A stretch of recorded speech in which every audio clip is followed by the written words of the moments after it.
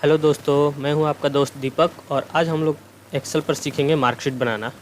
Marksheet कैसे बनाया जाता है, उसमें डिवीज़न कैसे निकाला जाता है, परसेंटेज कैसे निकाला जाता है, टोटल कैसे निकाला जाता है, इन सब चीज़ को हम लोग सीखेंगे। साथ में रैंक भी सीखेंगे कि रैंक कैसे निकाला जाता है। ये सारी चीज़ हम लोग आज एक्सेल में सीखेंगे। तो चलिए स्टार्ट कर लेते हैं एक्सेल। तो हम लोग एक्सेल स्टार्ट कर लेते हैं, Windows+R, और इसमें एक्सेल टाइप कर लेते हैं और क्लिक ऑन ओके पे क्लिक कर दीजिएगा। तो ये आपका एक्सेल स्टार्ट हो जाएगा। ये खुल गया और मैं यहाँ से एक ब्लैंक पेज ले लेता हूँ। देखिए यहाँ पर शो कर रहा है ब्लैंक पेज, और मैं थोड़ा सा इसको बड़ा कर लेता हूँ। चलिए, एक्सेल तो मेरा खुल गया और इस चीज़ को मैं यहाँ रख देता हूँ। इस पर आपका सारा शॉर्टकट की शो करेगा, जो भी मैं प्रेस करूँगा ये इस पर इंडिकेट करेगा। तो आप लोग इस पर ध्यान देते रहिएगा, तो कोई कन्फ्यूजन नहीं होगा मैं कौन कौन सा की प्रेस कर रहा हूँ। तो चलिए इसको यहाँ रख देते हैं और शीट पर आ जाते हैं, एक्सेल शीट पर। तो मार्कशीट बनाने के लिए पहले हम लोग स्ट्रक्चर बना लेंगे मार्कशीट का कि किस तरह से एंट्री होता है। तो मैं यहाँ पर पहले रोल नंबर, उसके बाद नेम ऑफ स्टूडेंट, इसके बाद इस कॉलम को थोड़ा सा मैं बड़ा कर लेता हूँ। उसके बाद यहाँ पर सब्जेक्ट दे देता हूँ मैं, जैसे हिंदी, मैथ, इंग्लिश, फिजिक्स और केमिस्ट्री या एसएससी, सोशल साइंस ले सकते हैं या इस तरीके से। उसके बाद यहाँ पर मैं टोटल, मैक्सिमम और मैक्स और मिनिमम, मैक्सिमम और मिनिमम, उसके बाद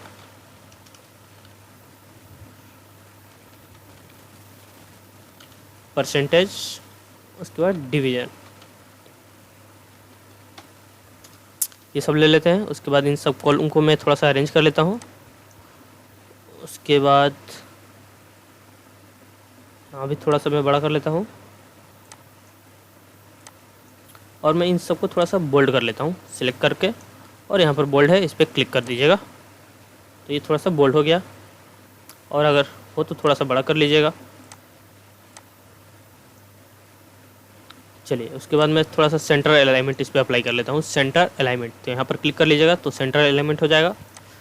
चलिए, ये चीज़ हो गया। अब हम लोग यहाँ पर रोल नंबर, तो रोल नंबर मैं खुद से टाइप कर लेता हूँ, जैसे 1 2 3 4 5 6 7 8 9 10। मैं 10 लोगों का बना रहा हूँ, इससे ज़्यादा अगर आप चाहें तो बना सकते हैं इसको इसमें। चलिए, इसको भी सिलेक्ट करके मैं सेंटर अलाइनमेंट कर देता हूँ, सेंटर हो गया। अब नेम ऑफ स्टूडेंट, तो 10 लोगों का नाम हम लोग लिख लेते हैं।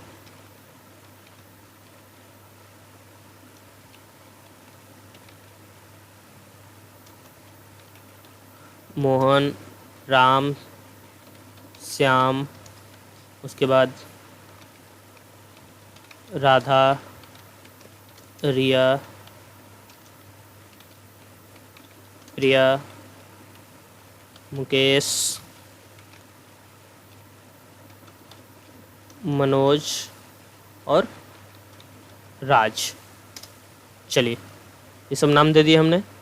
अब इसके बाद नंबर इनपुट करना है आपको इसके अंदर, यानी सबका मार्क्स नंबर देना है। तो आपको 30 से कम नहीं देना है, यानी 30 से कम होगा तो फेल हो जाएगा। तो ऐसे आप किसी किसी को 30 से कम भी दे सकते हैं, लेकिन 100 से ज़्यादा नहीं देना है नंबर। तो इतने दूर में हमको इनपुट करना है नंबर। तो चलिए फटाफट मैं इनपुट कर लेता हूँ नंबर।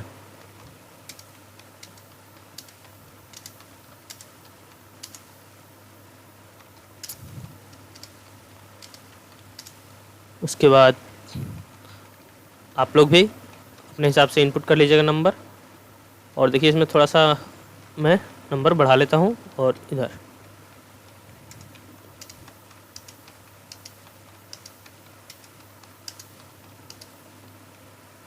उसके बाद इंग्लिश में हम लोग नंबर डाल लेते हैं।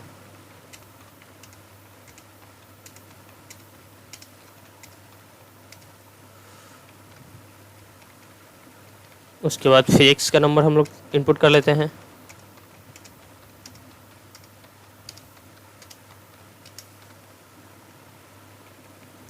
उसके बाद सोशल साइंस।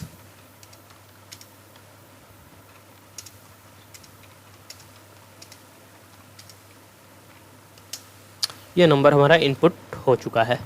अब हमको टोटल निकालना है। तो टोटल कैसे निकलेगा? तो देखिए, इसमें मेन चीज़ समझना है आपको सेल रेंज। सेल रेंज क्या होता है? तो सेल रेंज हम लोग जैसे कि यहाँ से हमको जोड़ना है। देखिए, हिंदी से लेकर सोशल साइंस तक जोड़ना है हमको। तो हिंदी का कॉलम क्या होता है और रो कौन सा है, ये आपको ध्यान रखना है। तो जैसे मैं बता दूं कि कॉलम ऐसे होता है, इस डायरेक्शन में यानी कॉलम होता है और इस डायरेक्शन में रो होता है। ठीक है, तो इस डायरेक्शन में अगर आप सीधे इस तरह चलिएगा, यानी देखिए मैं एरो के हिसाब से एक बता दे रहा हूँ आपको। इंसर्ट टैब, यहाँ पर शेप ले लेते हैं, जैसे कि यहाँ पर चलते हैं इलस्ट्रेशन में और यहाँ पर देखिए शेप है। मैं एक शेप ले लेता हूँ, शेप में एक लाइनिंग ले लेता हूँ एरो वाला। ये मैं सिर्फ बताने के लिए आप लोगों को। तो देखिए, अगर शिफ्ट के साथ मैं खींच रहा हूँ ये लाइनिंग, तो ये सीधा जा रहा है और इस डायरेक्शन में देखिए ये लाइनिंग, मैं थोड़ा सा इसको मोटा करके आपको दिखा दे रहा हूँ। तो इस लाइनिंग में अगर जैसे जाइएगा इस दिशा में, तो इस तरह आपका रो होता है। और अगर यही चीज़ आप इस डायरेक्शन में खींचते हैं,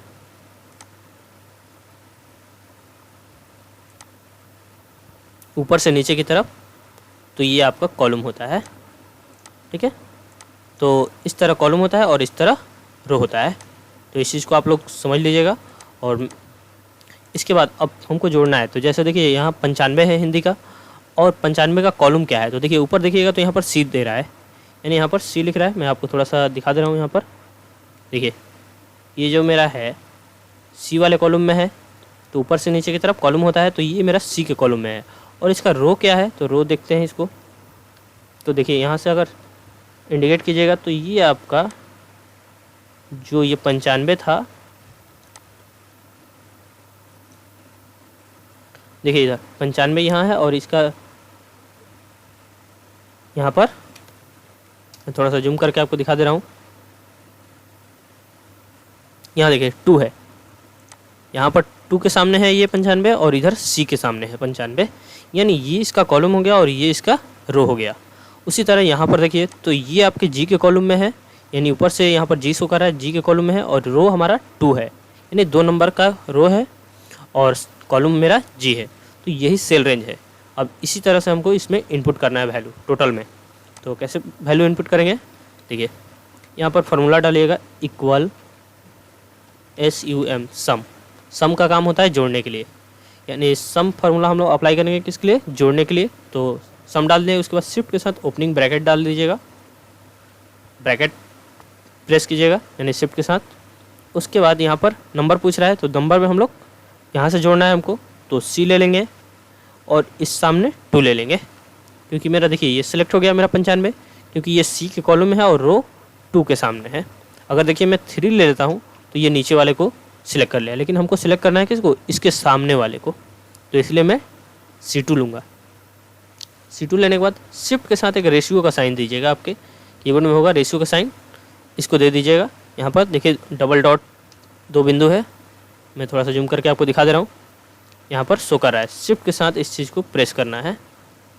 आप लोग इस पर भी देख सकते हैं, शिफ्ट के साथ प्रेस कर दीजिएगा, यहाँ पर आ जाएगा। उसके बाद सी के बाद अब हम लोग जी से, यहाँ पर जी है, जी के सामने हम लोग जुड़ेंगे, तो जी ले लेते हैं और इधर 2, ये जी के सामने है कॉलम और इधर 2, तो G2। तो देखिए G2 जैसे ही मैंने लिया ये सारा एरिया सिलेक्ट हो चुका है। एरिया सिलेक्ट होने के बाद ब्रैकेट बंद कर दीजिएगा और इंटर कीजिएगा। जैसे इंटर कीजिएगा तो देखिए ये आपका आंसर आ चुका है जोड़कर। अब सेम इसी प्रकार आपको अगर सबका लाना है तो क्या करना है? बस यहाँ से सिलेक्ट कीजिए, यहाँ से इस तरह बीच से सिलेक्ट करके और कंट्रोल D कर दीजिए, कंट्रोल D। देखिए ये सबका आ चुका है। अगर आप ऐसे नहीं लाना चाहते हैं तो सिंपल ही है, यहाँ पर कर्सर क्लिक कीजिए और यहाँ पर जाइएगा। देखिए अभी प्लस, मेरा थोड़ा सा प्लस का जो ये सिंबल है पॉइंटर मेरा माउस का, ये प्लस की तरह है। और जैसे ही मैंने यहाँ पर गए इस कॉर्नर के पास, यहाँ पर थोड़ा सा मैं जूम करके आपको दिखा रहा हूँ, देखिए यहाँ पर जैसे गया तो ये देखिए प्लस जो है मेरा पतला हो जा रहा है थोड़ा सा। अभी देखिए चौड़ा है और जैसे ही मैं गया तो ये पतला हो गया। और जब ऐसा हो रहा है तो आपको बस क्लिक करके ड्रैग कर देना है माउस को। देखिए ये सबका आ गया मेरा। तो इस तरीके से भी ला सकते हैं और आप सिलेक्ट करके कंट्रोल डी भी कर सकते हैं। तो आई होप कि आप लोग को समझ में आया होगा। अब सेम इसी तरह मैक्सिमम, तो मैक्सिमम हम लोग कैसे निकालेंगे, तो इक्वल और मैक्स का फार्मूला डालेंगे MAX और ब्रैकेट ओपन शिफ्ट के साथ। उसके बाद यहाँ पर वही सेल रेंज यानी सब्जेक्ट से ही हमको निकालना है। तो सब्जेक्ट C में है तो C ले लेंगे और इधर 2 ले लेंगे। ये हो गया C2 और यहाँ तक ओनली सब्जेक्ट से निकालना है, आप टोटल मत लीजिएगा, टोटल को नहीं लेना है, ओनली सब्जेक्ट जहाँ तक आपका सब्जेक्ट हो। तो मेरा G तक है तो G और 2, सॉरी बीच में एक रेशियो का साइन देना है, शिफ्ट के साथ रेशियो का साइन दे दीजिए। उसके बाद G2। देखिए ये एरिया मेरा सेलेक्ट हो गया, तो सारा सब्जेक्ट वाला ही एरिया सेलेक्ट हुआ है। तो ये आपको ध्यान रखना है कि सब्जेक्ट वाला ही एरिया आपको लेना है। उसके बाद इंटर करेंगे, आ गया मेरा। सेम सिलेक्ट करके कंट्रोल डी कर दीजिए। देखिए सबका आ गया। यानी मैक्सिमम का काम होता है यानी इतने सब्जेक्ट में से हम लोग को मैक्सिमम नंबर निकालना है, यानी सबसे ज़्यादा जो नंबर होगा किसी सब्जेक्ट में वो आएगा यहाँ पर।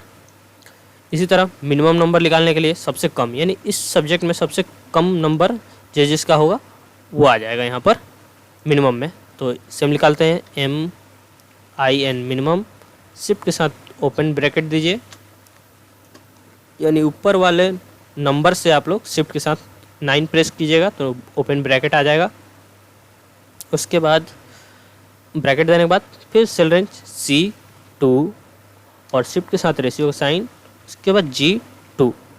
देखिए ये G2 हो गया। इसके बाद ब्रैकेट बंद कर लेते हैं और देखिए ये मेरा सारा सब्जेक्ट ही सिलेक्ट है, सब्जेक्ट से एक्स्ट्रा आपको सेलेक्ट नहीं करना है। अब इंटर करते हैं तो देखिए आ गया। बस यहाँ पर ड्रैग करके कंट्रोल डी कर दीजिए। सॉरी एक्स्ट्रा थोड़ा सा ड्रैग हो गया तो यहाँ पर 0 आ गया, इसलिए इसको डिलीट कर देते हैं।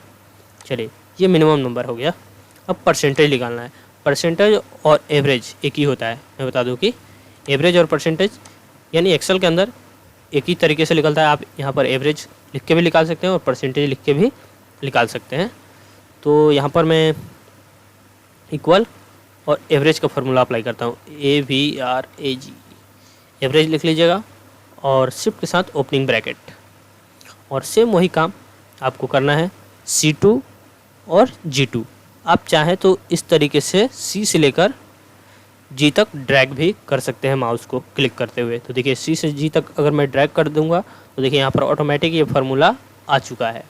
या तो आप C2 और G2 लिख भी सकते हैं। तो देखिए मैंने ड्रैग कर दिया और ब्रैकेट बंद कर दिया, तो ये आपका फार्मूला सेट हो गया। और इंटर करते हैं तो देखिए परसेंट आ गया कितना, 72%।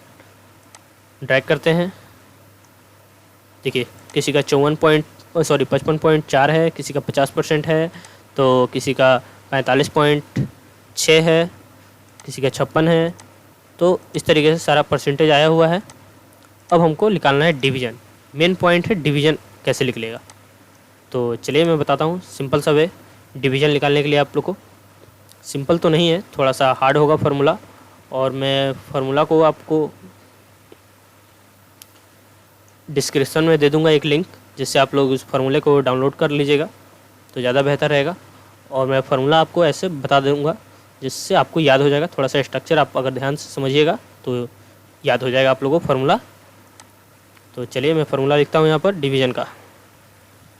इक्वल इफ़ ब्रैकेट ऑन, उसके बाद OR और फिर ब्रैकेट ऑन, उसके बाद सब्जेक्ट लेना है। देखिए इतना फार्मूला अप्लाई करने के बाद आपको सब्जेक्ट से लेना है। तो सब्जेक्ट मेरा C में है तो मैं C2 लेता हूँ और लेस देन का चिन्ह दीजिएगा, लेस देन, और लेस देन 30।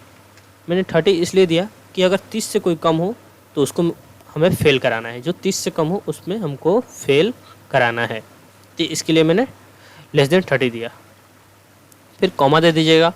कॉमा देने के बाद फिर C के बाद मेरा D में है सब्जेक्ट, तो D2 लेस देन 30। फिर कॉमा, फिर D के बाद E2 लेस देन 30।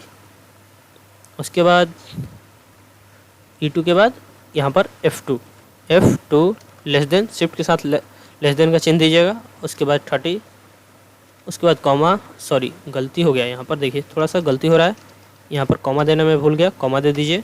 और फिर F2 less than 30 comma G2 less than 30, यहाँ तक आ गया G2 तक, और मेरा सारा सब्जेक्ट भी सिलेक्ट हो गया। तो देखिए अगर मेरा सब्जेक्ट यहीं तक है, अगर आप में सब्जेक्ट आगे बढ़ता है G से आगे, तो आप G से आगे भी इसी तरह बढ़ाते जाइएगा। अगर H में आता है, I में आता है, अगर आपका सब्जेक्ट 6, 7, 8, 9 है, तो आप सेम इसी प्रकार से C, D और E और सब में आप बढ़ाते जाएंगे। और यहाँ पर एक कंडीशन है, अगर मान के चलिए आप में जैसे सोशल साइंस होता है, किसी में होता है कि अगर प्रैक्टिकल हो जाता है और पेपर कम नंबर का होता है, जैसे मान लीजिए 70 नंबर का पेपर हुआ और 70 नंबर में हमको 30% पे पास कराना है, तो 70 नंबर में 30% मेरे हिसाब से 25 या 22 नंबर होगा। तो अगर 22 से कम हो तो फेल होना चाहिए किसी सब्जेक्ट में। तो जैसे मैं हिंदी में यहाँ पर कर देता हूँ कि जिसका 22 से कम हो, यहाँ पर हिंदी में मैं चेंजिंग कर देता हूँ, जिसका 22 से कम हो। देखिए यहाँ पर थोड़ा सा मैं जूम करके आपको दिखा देता हूँ। देखिए मैंने यहाँ पर डाला है C2, और C2 में मेरा देखिए कौन सा सब्जेक्ट है, हिंदी। तो हिंदी में अगर मेरा 22 से कम हो वही लोग फेल हो, और बाकी सारे सब्जेक्ट में अगर 30 से कम हो तो ही फेल हो। मेरा कंडीशन ये है। तो इस तरीके से मैंने लिख लिया। अब यहाँ पर लास्ट में थोड़ा सा आपको ध्यान रखना है कि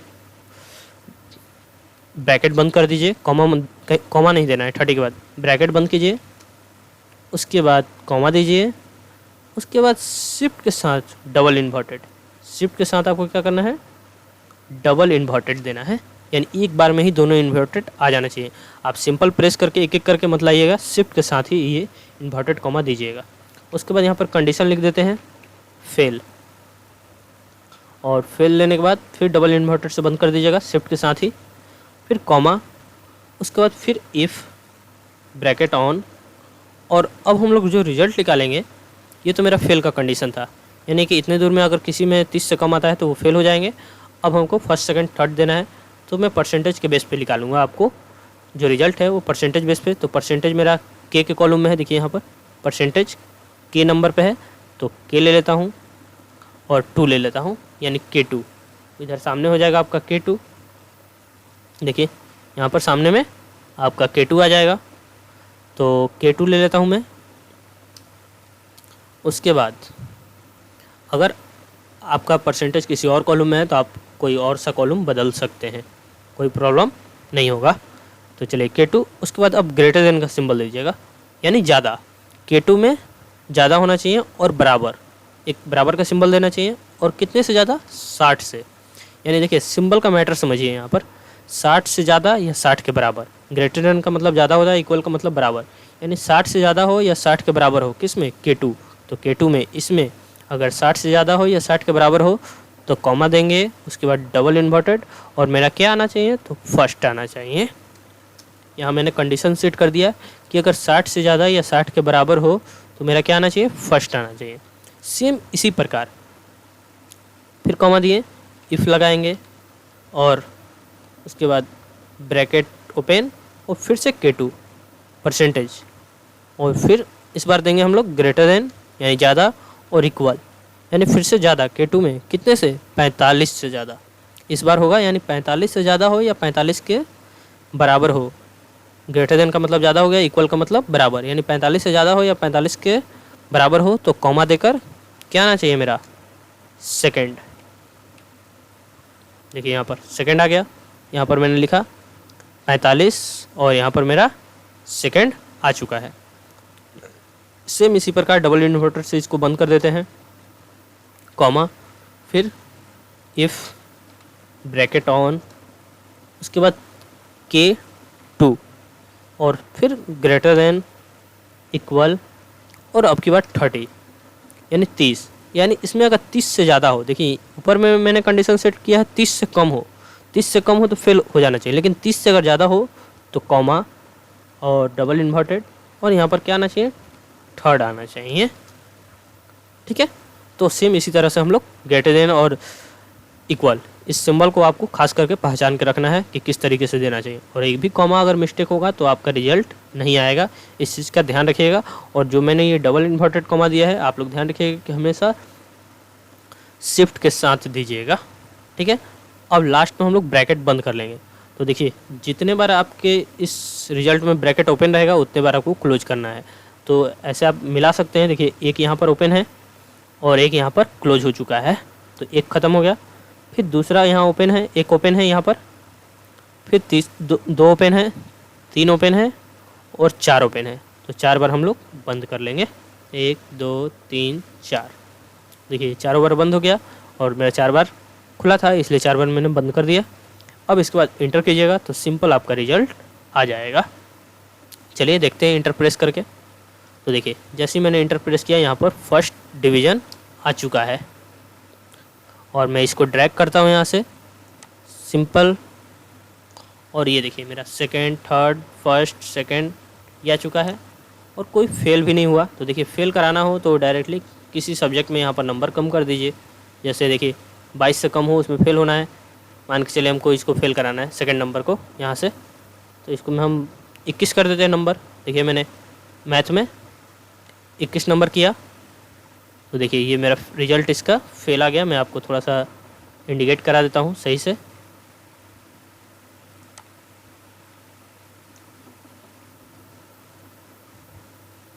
देखिए, ये मेरा 21 नंबर आया हुआ है, इसमें मैंने डाला और यहाँ पर ये फेल हो चुका है। अगर आप ध्यान से देखिए तो यहाँ पर ये फेल हो चुका है। अगर मैं फिर से इसको बढ़ा दूँ, जैसे 55 कर देता हूँ, तो देखिए ये मेरा फिर से अब क्या हो गया, पास हो गया।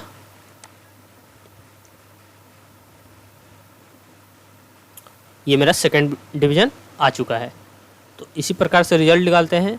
आप चाहें तो नोट कर सकते हैं यहाँ पर। देखिए, मैं ऊपर में यहाँ पर शो करा दे रहा हूँ आपको, और मैं इसका एक लिंक आपको डिस्क्रिप्शन में दे दूँगा रिज़ल्ट का, आप जहाँ से इसको डाउनलोड भी कर सकते हैं। तो देखिए, यहाँ पर रिज़ल्ट है, आप इसके थ्रू भी उतार सकते हैं। चलिए, इसके बाद अब हम लोग निकालेंगे रैंक। तो रैंक कैसे निकालते हैं देखते हैं। पहले रैंक का हेडिंग डाल लेते हैं, रैंक, उसके बाद इक्वल, उसके बाद रैंक, इक्वल रैंक फार्मूला देते हैं। उसके बाद ओपनिंग ब्रैकेट, शिफ्ट के साथ ओपन ब्रैकेट दीजिएगा, और मैं थोड़ा सा आपको जूम करके दिखा रहा हूँ। इसके बाद आपको यहाँ पर मैं थोड़ा सा इसको यहाँ रख लेता हूँ, और यहाँ पर आपको रैंक में आपको अप्लाई करना है। देखिए, यहाँ टोटल वैल्यू है, इसको सिलेक्ट कर लेना है, इस वैल्यू को सिलेक्ट कर लीजिएगा। तो देखिए यहाँ पर H2 आ गया, क्योंकि H में है, ये मेरा H कॉलम में है। टोटल वैल्यू को आपको सिलेक्ट करना है, H में है। उसके बाद कॉमा दीजिएगा सिंपल।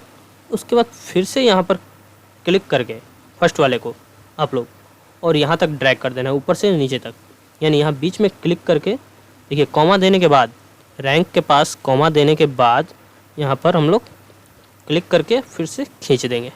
देखिए पूरा सिलेक्ट हो गया मेरा।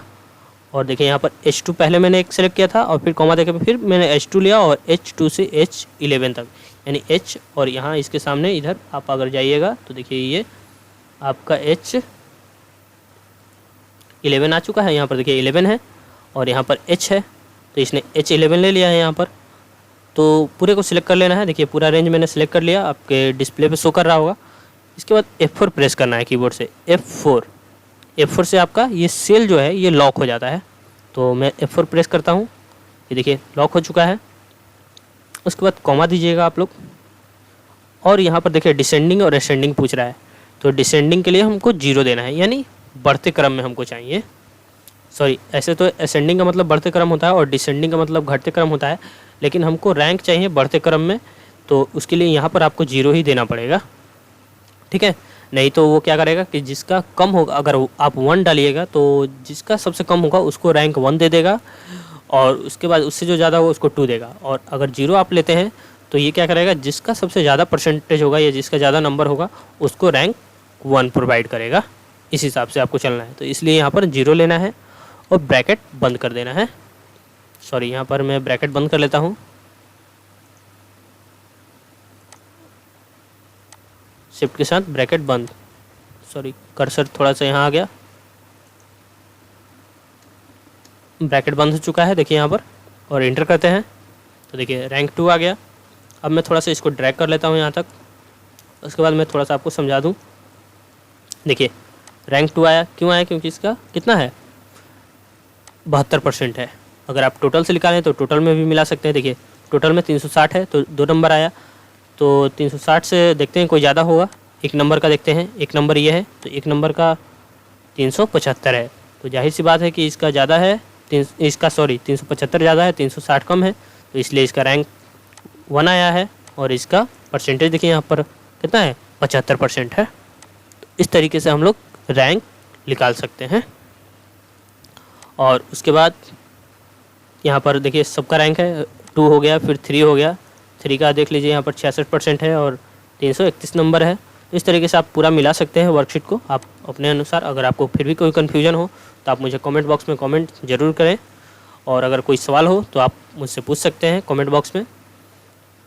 और आई होप कि आप लोग को वीडियो समझ में आया होगा। अगर कहीं प्रॉब्लम है तो सवाल ज़रूर करें। Thank you.